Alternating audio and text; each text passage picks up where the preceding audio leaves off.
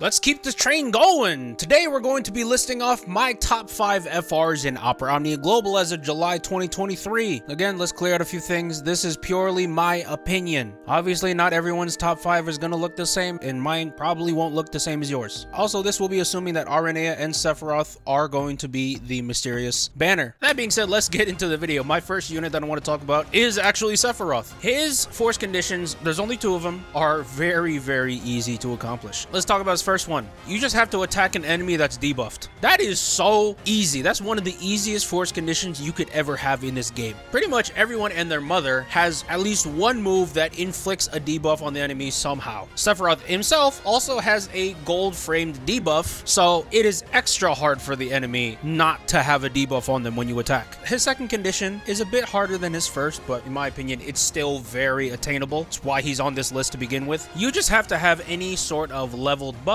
or overhead. As long as it has a level, it could be 1, 2, 4, 5, 17, 38. It just has to have a level on it, and you're getting 40%. A lot of units have leveled effects nowadays, be it overhead or just buffs in general. And even if you don't have a leveled buff effect, Rydia's LD call, she gives everyone a leveled buff, boom, there's your 40%. What's great about Sephiroth is both of his conditions are very easily attainable in my opinion, but his FR, when you hit the big numbers, they are big meaty numbers. 80+% across the board for most of the party's attacks. I think it's a really amazing offensive FR. He also has some low-key auras in his FR effect too, where, for example, your party HP damage goes up by 50% when his FR is active. Extra support on top of an already easy and strong FR. What more can you ask for, honestly? The next unit FR I want to talk about is Ursula. Her FR conditions are pretty freaking easy. Because let me tell you, when Ursula's BT effect is up, it's hard to not get the full numbers, really. Almost every attack, 75%, 75%, 75%. 75% is a really good, consistent number to hit. Ursula's BT active, lasting 10 turns, so your time window is going to be pretty long. Makes Ursula's FR, in my opinion, one of the best FRs in the entire game. The only downside, I guess you could say, is the fact that the Brave has to be at 100% at the start of the turn and not the end of the turn, because if it was at the end of the turn, it's still a really easy FR to attain, and more often than not, you are going to be getting 75% when you move. The next FR I want to talk about, some of you guys might be surprised by this. Let's talk about Rubicante next. Oh, Rubicante, what? He's one of the best FRs in the game, in my opinion. Yeah. His FR is not like Ursula's FR. It's not like Sephiroth's FR. It's not like some of the other FRs I'm going to be talking about in this video. It's a defensive-oriented FR. When Rubicante's FR is active, you want the enemy to make as many moves as possible. Hence why I said it's different. Most of the number boosts you're going to be getting will be from the enemy attacking Rubicante. And the other way you're going to be raising your numbers is by off-turn damage. If you've used him before, his off-turn damage is a bit stupid. What also makes Rubicante's FR not only great defensively, but very accessible to other units as well, more particularly to off-turn units, because Rubicante has Party Fire Enchant built into his kit. Also, it's not built into his BT too, so if you wanted to use his FR without his BT, you could absolutely do that, and it'll still be very, very good. Again, let me clear this out of the way. This is a defensive FR. You don't want to be taking turns. Whenever you do take a turn, you're not going to be getting that big of a bonus. It actually has other special effects built into it. Rubicante has a turn rate down by 50% when his FR is active, meaning he's moving a lot slower than he normally would be. He kind of has a lock effect in his FR where if ever his HP drops below 50%, half a second later, you're already at 50%. And keep in mind, Rubicante has last stand. I'm pretty sure he has last stand. I'm pretty sure he has last stand. And because of those two things together, he is nigh impossible to kill when his FR is active. You don't gotta worry about trying to inflict lock on the enemy. Rubicante's buffs already inherently makes enemies lock onto him, so you don't even have to worry about lock.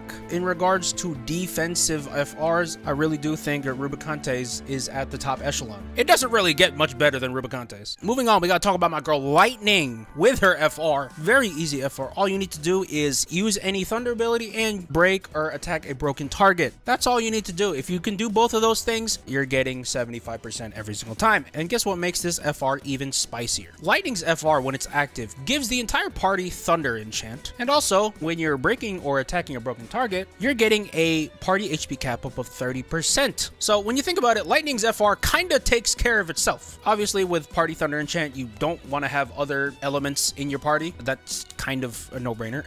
Besides that, the only thing you really have to worry about about is, can you break the enemy? If you've played Opera Omnia for an extended period of time, you know 9.5 times out of 10, the enemy is going to be broken, or the enemy will be very easily broken. There are so many different ways you can break enemies nowadays. You can break it through traps, you can break it off-turn damage, you can break it through on-turn damage. You have a plethora of options. Lightning second condition is, again, one of the easiest conditions you could have in Opera Omnia. I love the extra add-ons they included in there. It makes Lightning's FR a really optimal main one to use. And the fact that it's instant turn rate 2 and it gives Lightning 2 extra turns is really good. The last FR that I want to talk about in my top 5 in Opera Omnia Global as of July 2023 is Rex. Rex is a very quirky boy, let me tell you. His FR works great offensively and defensively. The first 2 conditions easily fulfilled. All you gotta do is do any thunder ability, and the party member moving just needs to have a special overhead above them. With this current meta, there are a lot of units with overheads. More often than not, you're going to get a unit with an overhead. Also, Rex party enchants with his LD buff, not his BT buff, so you don't gotta worry about that. His first 2 conditions are a gimme, and even if those were the only 2 conditions he had, his FR would still be amazing. They decided to add a third one, because why not? To where when anyone receives braid damage and it's reduced by a buff, in more layman's terms, with Rex on the board, you really just have to get hit, and you're going to be getting that 20%. Not only when you move, you get great numbers, but when the enemy moves, you also get great numbers. What's not to love about Rex's FR? It's good across the board. Rex already by himself is a great DPS unit, and a great, I wouldn't say a great tank actually.